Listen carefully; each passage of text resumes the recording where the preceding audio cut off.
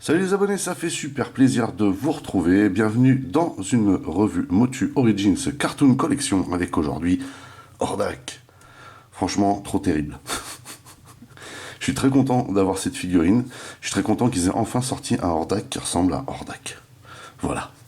Bref, on regarde tout de suite le blister.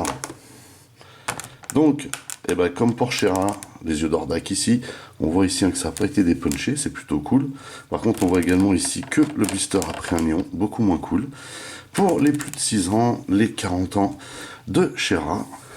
Et ici, on voit un Hordak qui a sérieusement de la gueule. Terrible. Donc, Cartoon Collection, Mattel, et puis bien sûr le Château des Ombres en fond ici. Odo, princesse du pouvoir, et ici on voit Hordak avec son accessoire ici. Donc j'espère qu'on retrouvera cette petite bestiole à l'intérieur de cette boîte. Normalement c'est censé être le cas, mais on verra. Ici Hordak très très bien dessiné d'ailleurs. Là on voit ceux sortis dans la wave, et de cette wave là, je ne vous présenterai que Hordak car ces deux-là, dans le Cartoon Collection, je les trouve vraiment pas terribles. Et puis ici, on voit Hordak donc avec son accessoire, là, sa fameuse boîte, et Hordak ici en posture. Vraiment sympa. Ici, tout le blabla, les logos, et la phrase de Mattel, inspirée les générations par le jeu. Donc, je retire le gaillard de son conditionnement, et on se retrouve juste après. Presque comme d'habitude, on a une notice explicative de ce qu'on peut enlever sur la figurine, et vous voyez que il y a un petit souci, bon, c'est pas grave. Et on a également le comic, a priori, celui-ci est la suite de celui qu'on trouve dans la figurine de She-Ra. Voilà, Slime Lord. Et oui, le slime. C'était un gros truc des maîtres de l'univers, ça aussi. Et on se retrouve à 4A. Elle, d'après ce que j'ai entendu, il prévoit de la sortir en boîte double avec une figurine d'elle comme ça et une autre en forme de panthère, ce qui serait vraiment une superbe idée. Là, vous voyez, encore le petit bonhomme là. Alors, c'est très coloré, on voit plein de bonhommes, il y a des textes, mais les têtes, sincèrement, les têtes, qui a dessiné ça?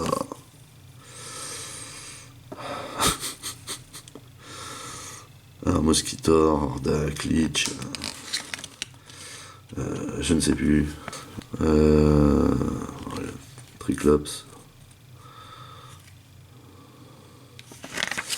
Donc là, il y a du slime, effectivement. Donc voilà, bon, ok, pourquoi pas. Donc voilà, la wave, hein. Ils sortent par 3, a priori, là. Mais ces deux-là, non, je les prendrai pas. Je les trouve vraiment pas terribles en Cartoon Collection. Et voici donc Hordak, sincèrement, il envoie du lourd. Il est très très bien réalisé, vraiment. Hein. Superbe posture, il est baraque de ouf. Voilà, il ressemble vraiment à Hordak, et ça fait juste trop plaisir. De profil, on voit qu'il tient bien droit et qu'il est costaud. Et Hordak again, mais de dos. Vous voyez que ça présente aussi bien. Alors, ce visage d'Hordak est juste incroyable. Alors, on n'est plus sur du squelette, on est sur de la chauve-souris, hein, genre du vampire, quoi. Ouais, l'inspiration, elle est là. Terrible, quelle tête, vraiment. Quelle réussite, là, avec le contour en os, là. C'est juste excellent, quoi. Le bleu récupéré pour cette figurine est celui qu'il fallait mettre.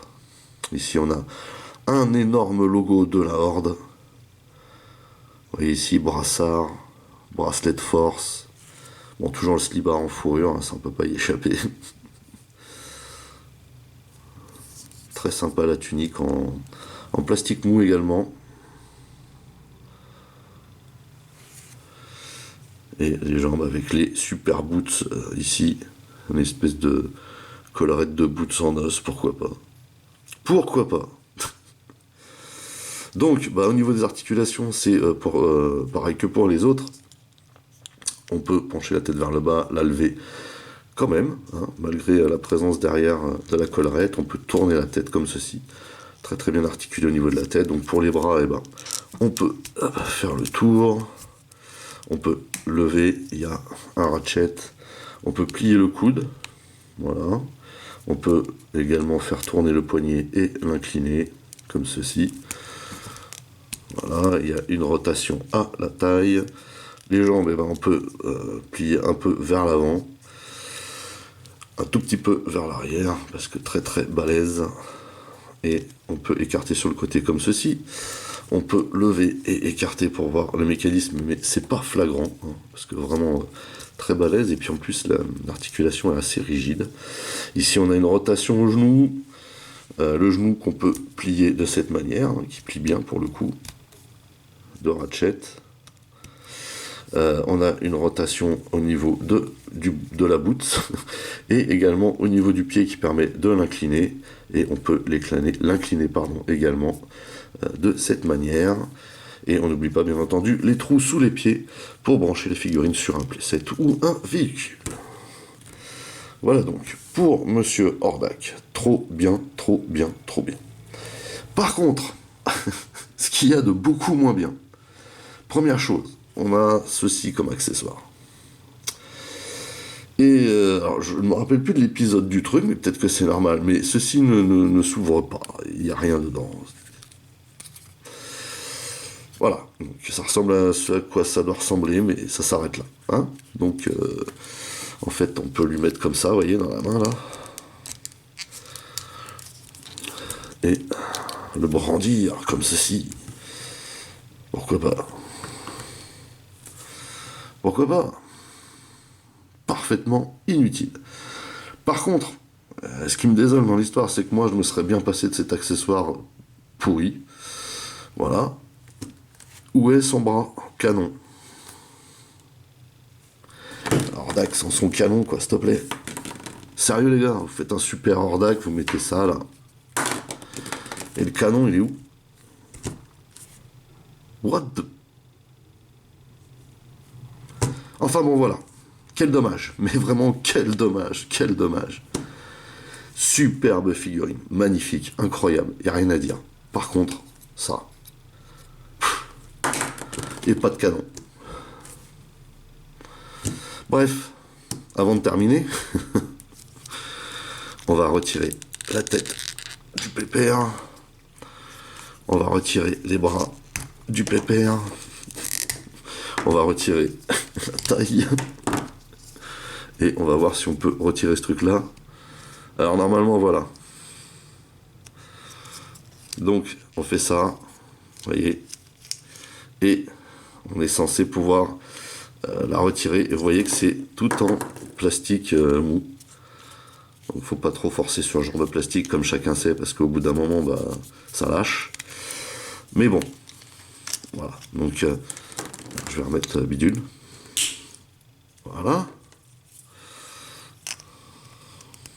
On aurait pu faire un imam bleu. J'étais en train de me demander, mais oui, apparemment ça aussi, ça s'enlève. Enfin, ça s'enlève, façon de parler, mais oui, c'est mobile, hein, vous voyez. Donc le bracelet de force, il est peint normal, mais ça peut s'enlever. Vous voyez. Ça, faut le savoir. Donc, bah, pour remettre ça à Pépère, on lui lève les bras. En fait, j'aurais dû l'enlever comme ça de base. Mais bon, au moins, ça me mérite de vous montrer comment ça fonctionne. Hop, voilà. On le glisse. On vient mettre ces petits clips là en place. Clips qui tiennent ce qu'il faut, hein. Voilà, sans forcer. Voilà. Et on n'a plus qu'à remettre la tête du petit gars. De cette manière. Voilà. Voilà, voilà. Quelle magnifique figurine, je suis grave fan.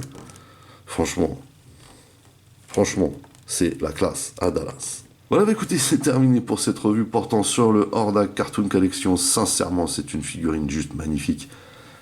L'essence du personnage du DA ici a été parfaitement capturée pour avoir un superbe rendu. Vraiment, la classe à Dallas. Par contre, ça, et pas de canon. Alors là, je suis deg. Bref. Malgré tout, ça m'a fait très plaisir de partager ça avec vous. N'oubliez pas d'aller rendre visite à mes partenaires, dont le lien figure dans le descriptif de la vidéo. N'oubliez pas également que vous pouvez lâcher des commentaires. Merci de liker, merci de partager. Pour les nouveaux, n'oubliez surtout pas de vous abonner, c'est très important. Vous pouvez également checker toutes mes autres revues et playlists, et pourquoi pas ma playlist Cartoon Collection. En attendant, je vous donne rendez-vous très très vite. Portez-vous bien, et à la prochaine. Allez, bye bye.